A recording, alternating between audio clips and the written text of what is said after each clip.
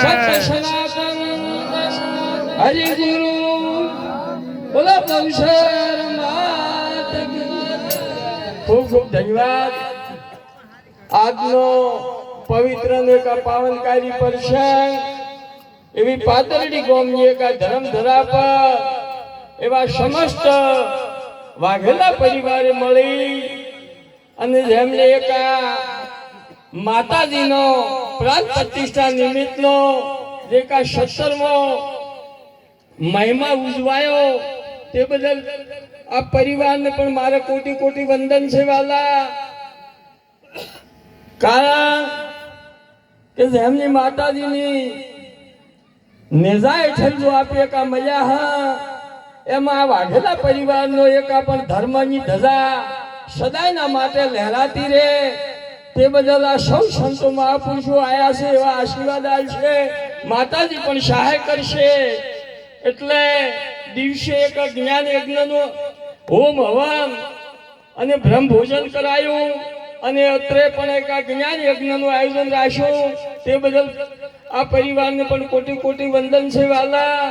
અને આજની આ વ્યાસપીઠની દીપાવનાર પરમ પૂજ્ય સંત શિરોમણી એવા ઝાકોલ નિવાસી નેકલ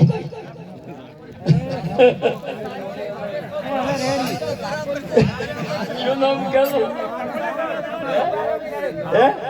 મને ભરગું જાતો મારી ભૂલ છે એવા પણ બે પગનો નામ લેવા ગયા એવા નેકોઈ નિવાસી શિવારામ મહારાજ એવા અમારે પાદડી નિવાસી અમરારામ મહારાજ એવા નેકોઈ નિવાસી વર્ધનરામ મહારાજ એવા અમારે પાદડી નિવાસી જવનરામ સાહેબ અમારે પાદડી નિવાસી લેબુરામ સાહેબ અમારે જોશી બાપા એવા અમારે માલા બાપા એવા અમારે ગૌરક્ષક બળવંતરામ મહારાજ એવા અમારે જાલારામ મહારાજ એવા અમારે મનસુખરામ મહારાજ એવા અમારે સોમારામ મહારાજ આજની વ્યાસપીઠની દીપાવનાર સમગ્ર સદગુરુ આચાર્ય ભગવંતો અને આજની આ ધર્મ સભા મજે પધારેલા છો જિજ્ઞાસુ મુમુક્ષ આત્મ સ્વરૂપ એવા ઘટોઘટના વાસી એવા પરમ કૃપાળુ પરમાત્મા એવા સચ્ચિદાનંદ સ્વરૂપ એવા લાખો જીવોના તારણ હારનો ધારના વધાર ગરીબોના બેજી એવા પૂર્ણ ભર્મ પરમાત્માને કા દાસના જય ગુરુ મહારાજ છે વાલા।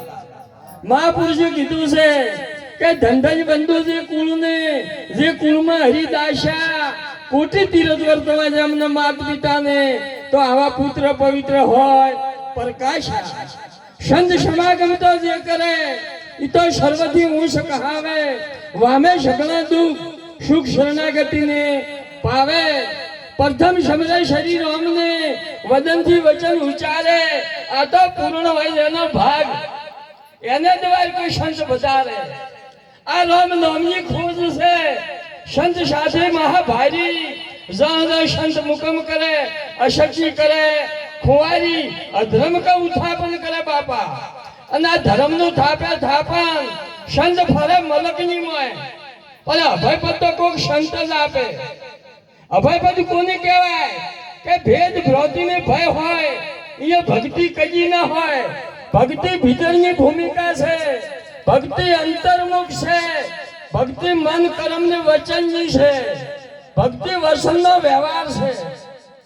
તારે મહાપુરુષે કીધું છે કે વસને બધા વિશ્વથી ન્યારા પૂજો થઈને દેવો રામકૃષ્ણ જેવા રચા જગતમાં આ પૂર્ણ દાખલો લેવો ભૈરા જેવા દેહમાં વસન એક દીવો એને સતમત થઈને સેવો। તો મહાપુરુષે કીધું છે કે મૂળ વસનનો મહેમા કોક જાણે હરિશન જેવો પ્રભુ એની પૂઠી ફરે અને સમજાય તો સત્ય વચન સેવો। તારે મહાપુરુષે કીધું છે કે ભક્તિ તો કોક વિરલો કરી જાણે કોઈ માળા કોઈ ટોપી કોઈ વેદ વખોને પણ આવું ભાવે ભરવું મહા કઠિન છે। આ તો થાશે શેને એ ભક્તિ કોઈ વિરલો કરી જાણે। એક વાર જો મરજીવો મોય પડે અને મુઠ્ઠી ભરીને મોતી વાળે, પછી એને કમાવાનું કોઈ ના રે બાપા, અને બેઠો મોજો મોને ભક્તિ તો કોઈ વિરલા કરી દો ને. આ તો હિરણ જ એને હાથમાં ગયા, એને ખોટ ના હોય ખજાને. લક્ષાધિપતિ હરખી વાળે, પેલો નુગરો નોમને શું જાણે. આ તો ભક્તિ કોઈ વિરલો કરી દો ને. એ જાદમાં તો માલ ભર્યો અને શેઠ સળ્યો છે વાણે, પણ નાવિક ઉપર વસવા નથી અને પોતે હાચીના જોને. ભક્તિ તો કોઈ વિરલો કરી દો ને. માટે મહાપુરુષે કીધું છે કે નીરજ વગર ભક્તિ નથી, અને ભક્તિ વિના ન ભાગે ભે. કબીર પેપોને રોઈડા, આ તો સજનાની પડીતી છે. એ છે પડી સજના તળી, અને ધરુનો અવિચળ વાસ. શુદા માનસો ટાળ્યા દરિદ્ર, તો પોતે હતા અવિનાશ. એ હજી ઊંડિયું શિકારી આવી આપોઆપ. મીરાબાઈને જો ઝેર પી ગયા, ઈ તો નીરજમાં પડતા. તો નીરજ વિહારતા પા ઘડી. શ્રી રામચંદ્ર ભગવાન સીતા ગુમાઈ હતી શહેરમાં, પછી નતીરી સુધ કે શાન. એ નરઈ સુધ કે શાન. રાવણ રણમાં રોયો, બ્રહ્મ કુળનો કરી નાશ, અને ગઢ લંકા તોડ્યો. માટે એ હરજી વણ નીરજે ઘણા નર જાશે હારી. માટે કહું છું સુણજો સૌ સંતો, આ તો બાપા નીરજની બલહારી. તો નીરજ કને કહેવાય? ઉપાજી હોય એ નીરજ હોય ના હોય? તારે મહાપુરુષે કીધું છે કે નીરજ અર્થ છે નિર્વર્તી, અને પૂરણ પદ હોય નિરાશ.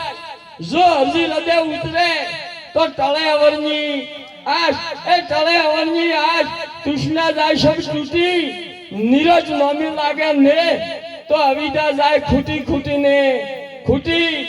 માટે આ તો સંતોનો દેશ છે, આ હંસનો દેશ છે, આ ગુરુનો દેશ છે.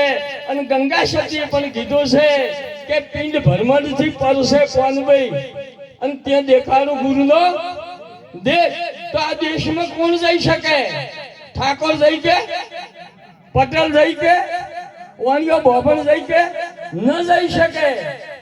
કેવળ એ તો આ દેશમાં જવું હોય તો 4 વસ્તુ મેળવી પડે. તન મન ધન ને શીશ બાદ કરે, પછી કેવળ હંસ જ આ દેશમાં પ્રવેશ કરી શકે છે.